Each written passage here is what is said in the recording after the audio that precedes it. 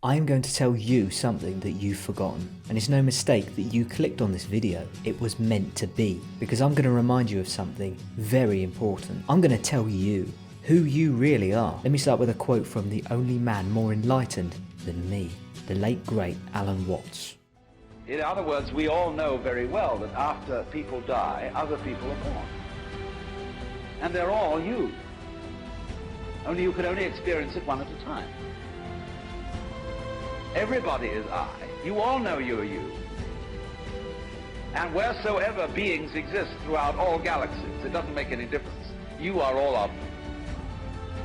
And when they come into being, that's you coming into being. You know that very well.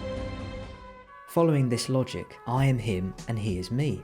And in the same way, you are me and I am you, you lucky bastards. At some point in your experience of being you get to be me and I, you.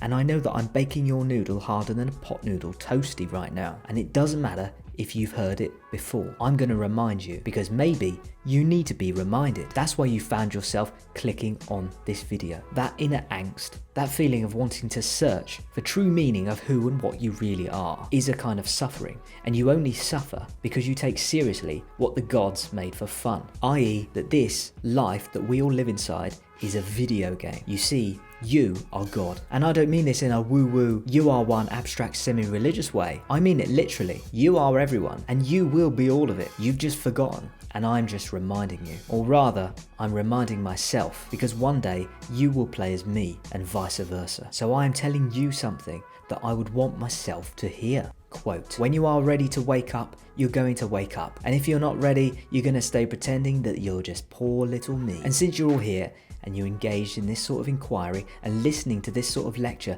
I assume you're all in the process of waking up, or else you're teasing yourself with some kind of flirtation with waking up, which you're not serious about. But I assume that maybe you are not serious but sincere, that you are ready to wake up. And when you are ready to wake up, you're gonna wake up. Like a chick in an egg, you won't decide when. You won't decide consciously, you just will. You see, the right conditions, people and places will just make it so. So I assume then that you are sincere about waking up and taking the red pill. But wake up to what? Wake up to the reality that you are inside a simulation, playing a video game of a human being in the year now.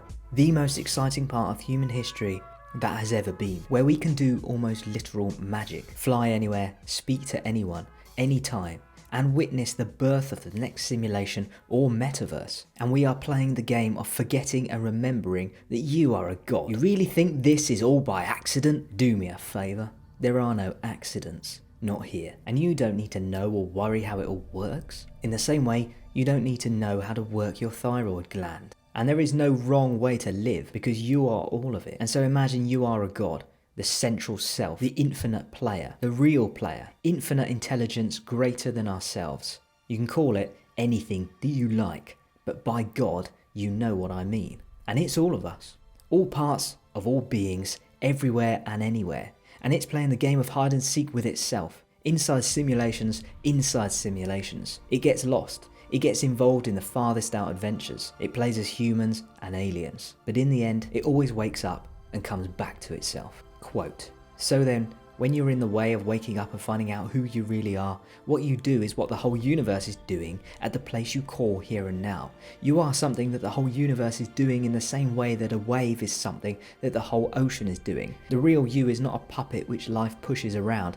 The real deep down you is the whole universe. And there are gods that made this game, and gods that made their game, each inside a simulation, like a dream within a dream. And people say to me, Jack, all you've done is repackage religion into a modern day type of religion.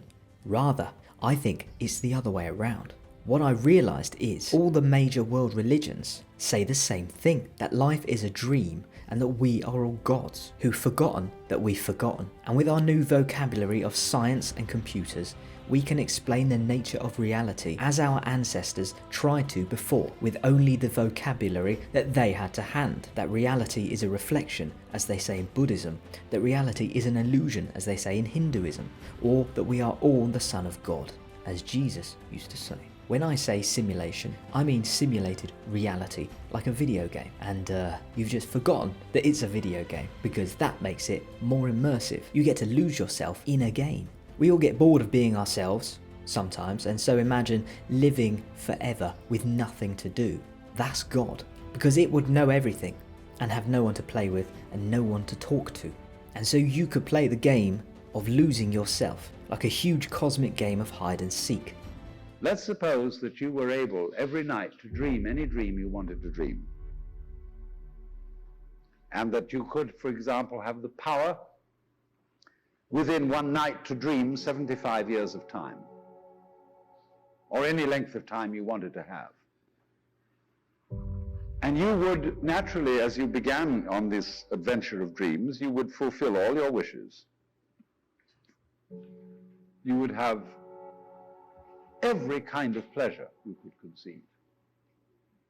And after several nights of 75 years of total pleasure each, you would say, well, that was pretty great. But now let's have a surprise. Let's have a dream which isn't under control, where something is going to happen to me that I don't know what it's going to be. And you would dig that and come out of that and say, wow, that was a close shave, wasn't it? And then you would get more and more adventurous, and you would make further and further out gambles as to what you would dream. And finally, you would dream where you are now. You would dream the dream of living the life that you are actually living today. That would be within the infinite multiplicity of choices you would have, of playing that you weren't God. Because the whole nature of the Godhead, according to this idea, is to play that he's not. You are the universe experiencing itself from one specific perspective. Right now, that's you. You see, you can't have an experience of nothing. Nature abhors a vacuum. So after you're dead, the only thing that can happen is the same experience, or the same sort of experience as when you were born. In other words, we all know very well that after other people die, other people are born, and they're all you. Only you can only experience it one at a time. Everybody is I, you all know you're you, and wheresoever beings exist throughout all galaxies, it doesn't make any difference, because you are all of them. And when they come into being, that's you coming into being. And if you live from this perspective for 1 week, your life will change automatically, because no longer is it poor little me.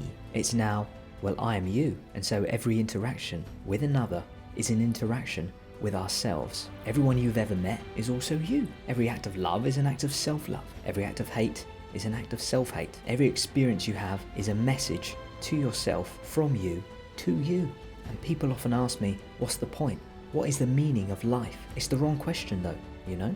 Asking what is the meaning of life assumes that there must be a meaning to it. If I asked you, why do you go on a roller coaster or a ride at the fairground? And I said to you when you were there, what's the meaning of you going on this ride? You'd look at me puzzled and say, Jack, there is no meaning.